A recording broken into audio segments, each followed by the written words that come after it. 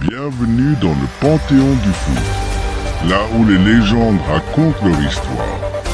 Installe-toi, parce qu'aujourd'hui, tu vas découvrir l'histoire de celui qui a marqué le monde du football.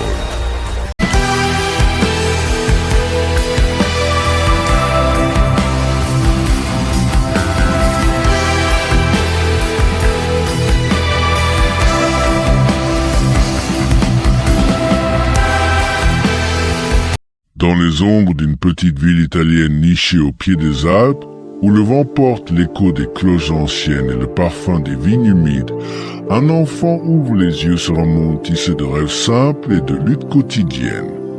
Voici l'histoire d'Alessandro Del Piero, une épopée forgée dans la boue des terrains improvisés et la gloire éternelle des stades illuminés.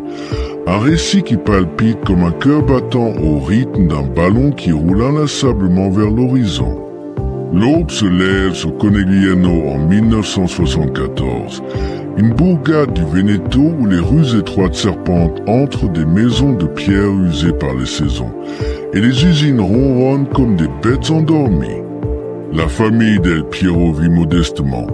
Gino, le père électricien, arpente les chantiers sous la pluie battante, les mains calleuses imprégnées de l'odeur métallique des câbles, tandis que Bruna, la mère, astique les sols des demeures plus fortunées avec une résignation qui masque une tendresse infinie. Alessandro, le cadet d'une fratrie de 3, grandit dans cette atmosphère où chaque repas est une victoire sur la précarité. Les soirées se passent autour d'une table éclairée par une lampe vacillante, à écouter les récits du père sur les héros du passé. Les yeux de l'enfant s'illuminent quand on évoque le football, ce sport qui transcende les classes sociales et unit les âmes italiennes sous un même ciel azur teinté de passion. Le pays tout entier vibre au son des transistors qui diffusent les matchs de la Serie A, un rituel sacré où les villages s'arrêtent pour rêver de victoires impossibles. L'air est chargé de l'humidité du Frioul, des arômes de polenta cuisant sur le feu et des cris lointains des enfants qui transforment les places en arènes improvisées. Alessandro absorbe tout cela comme une éponge. Son corps frêle se nourrit de cette énergie brute où la pauvreté n'est pas un fardeau mais un feu qui ford les caractères. Les hivers rigoureux enveloppent la région d'un manteau de givre, forçant les jeux à se réfugier dans les garages sombres, mais rien n'éteint la flamme intérieure qui commence à brûler en lui. Ses premiers contacts avec le ballon sont comme une révélation divine. Un vieux cuir usé, offert par son frère Stefano, devient son compagnon fidèle dans la cour de la maison familiale à Sicile, où ils ont déménagé. Les sensations explosent sous ses pieds nus. La texture rugueuse du ballon contre sa peau, le rebond imprévisible sur le sol irrégulier, l'odeur de la terre mouillée après une averse. Tout cela éveille en lui une symphonie sensorielle. Il dribble des obstacles imaginaires, des caisses, des arbres, des ombres qui dansent au crépuscule. Chaque touche est une caresse instinctive, une danse primitive avec l'inconnu. Les voisins observent ce gamin aux cheveux blonds qui semble flotter au-dessus du sol. Son corps menu se contorsionne avec une grâce innée, évitant les pièges invisibles, comme un poète esquivant les rimes forcées. Mais les débuts ne sont pas exempts de doute. La timidité ronge son esprit jeune. Il se sent petit dans un monde de géants. Les moqueries des plus âgés sur sa stature frêle plantent des graines d'incertitude qui germent lors des nuits solitaires où il contemple le plafond craquelé, se demandant si ce rêve n'est pas une illusion fugace. Pourtant, il persévère, rejoignant le club local de San Vandiano à 7 ans, où les entraîneurs détectent un éclat rare dans ses yeux verts, un potentiel qui transcende la simple technique. Les obstacles surgissent comme des tempêtes imprévues, des blessures mineures aux chevilles tordues, sur des terrains bosselés, au moment sombre où la fatigue du corps rejoint les tourments de l'âme adolescente.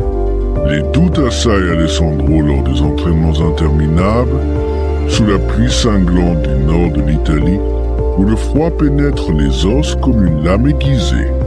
Il y a ces jours où le ballon semble le trahir, où les passes ratées résonnent comme des échecs personnels, amplifiés par la pression familiale modeste qui voit en lui un espoir de transcendance sociale.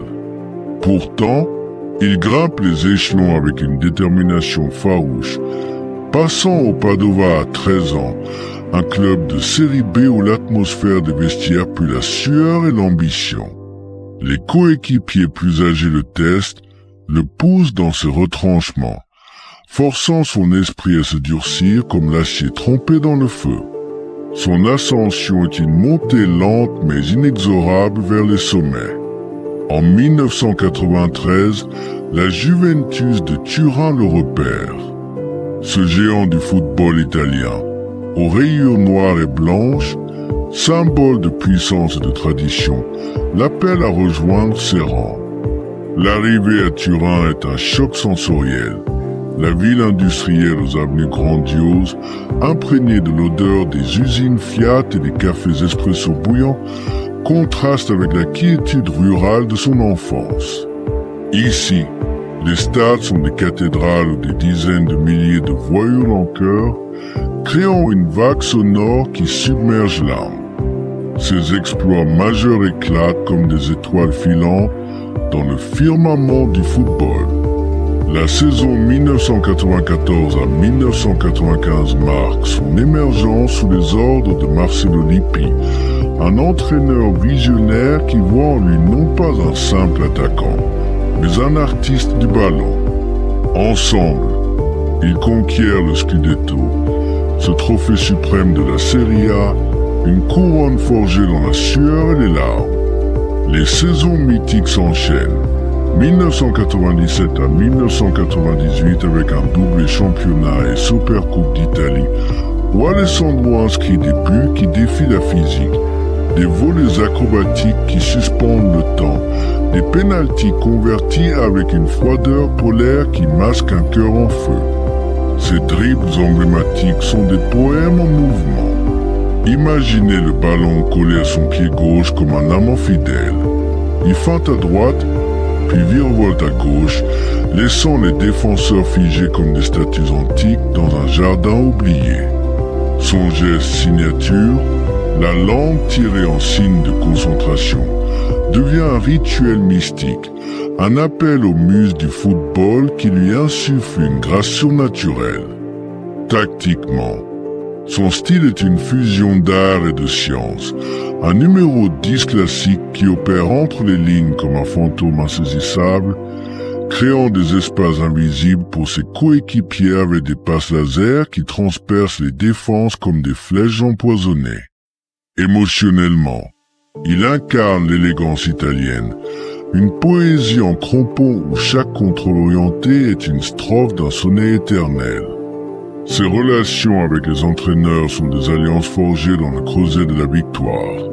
Lippi, le père spirituel qui le modèle en leader, Trapattoni, qui raffine sa maturité tactique, et plus tard Capello, qui le pousse vers l'excellence. Impitoyable avec les coéquipiers, il tisse des liens fraternels. Roberto Baggio, son prédécesseur et mentor, partage des secrets du dribble dans les vestiaires enfumés, tandis que Zidane, le génie français, devient un complice sur le terrain, leurs échanges télépathiques créant des symphonies offensives qui font trembler les stades. Le public de la Juventus, les tifosi, au chant rauque et passionné, l'élève au rang de divinité. Pinturicchio, ce surnom inspiré du peintre de la Renaissance, reflète sa finesse artistique, une idole adulée dont les posters ornent les chambres d'enfants italiens. Mais au-delà des frontières, ces moments de gloire internationale illuminent les nuits d'été. La Coupe du Monde 1998 en France, où il marque contre le Cameroun un but qui danse comme une valse sous les lumières du Stade de France. Puis l'Euro 2000, ou son pénalty raté en finale contre la France hante ses nuits comme un fantôme amer. Pourtant, la rédemption arrive en 2006 lors de la Coupe du Monde en Allemagne. Capitaine de la Squadra Azzurra, il guide l'Italie vers le triomphe mondial, convertissant un pénalty décisif en finale contre la France. Un moment où le monde retient son souffle et explose en un cri primal de joie. La Ligue des Champions 1996, remportée avec la Juventus, reste un pinacle, une nuit à Rome où son but en finale contre l'Ajax scelle une légende éternelle. Mais l'épopée n'est pas exempte de drames humains. Les blessures ravagent son corps comme des tempêtes dévastatrices. En 1998, une rupture des ligaments croisés le clou au sol pendant des mois. Les douleurs lancinantes dans le genou deviennent des compagnons nocturnes, amplifiant les doutes existentiels qui le rongent, se demandant si son corps trahira son esprit. Les controverses surgissent comme des ombres menaçantes. Le scandale du Calciopoli en 2006 ébranle la Juventus, reléguée en série B pour trucage de match. Alessandro, fidèle capitaine, choisit de rester, descendant aux enfers avec son club, une décision qui le élève au statut de martyr loyal, mais qui le plonge dans des abysses émotionnels où la loyauté se heurte à l'ambition. Les chutes sont brutales, des saisons en demi-teinte, où les critiques pleuvent comme des flèches empoisonnées, accusant son âge d'avancer de le ralentir. Pourtant, il renaît tel un phénix, inscrivant des buts cruciaux qui ramènent la Juventus en élite. Des drames personnels, comme la perte de proches ou les pressions médiatiques italiennes impitoyables, transforment ces victoires en catharsis collective. La retraite approche comme un crépuscule doux amer. En 2012, après 19 ans à la Juventus, il quitte Turin, les larmes aux yeux, lors d'un dernier match où le stade entier scande son nom, une ovation qui résonne comme un adieu symphonique. Il poursuit l'aventure à Sydney en Australie, puis à Delhi en Inde, devenant un ambassadeur nomade du beau jeu.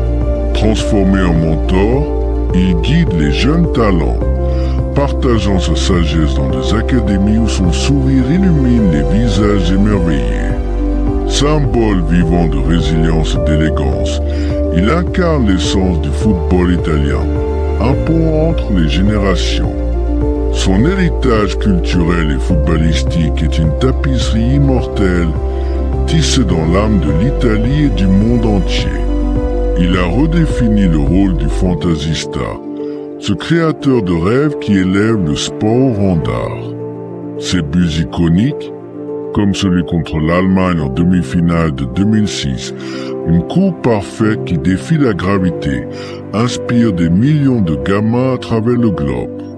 Culturellement, il symbolise la bella figura italienne, cette quête de beauté dans l'adversité, un héros qui transcende les terrains pour influencer la mode, la philanthropie et les discours sur la loyauté dans un monde cynique.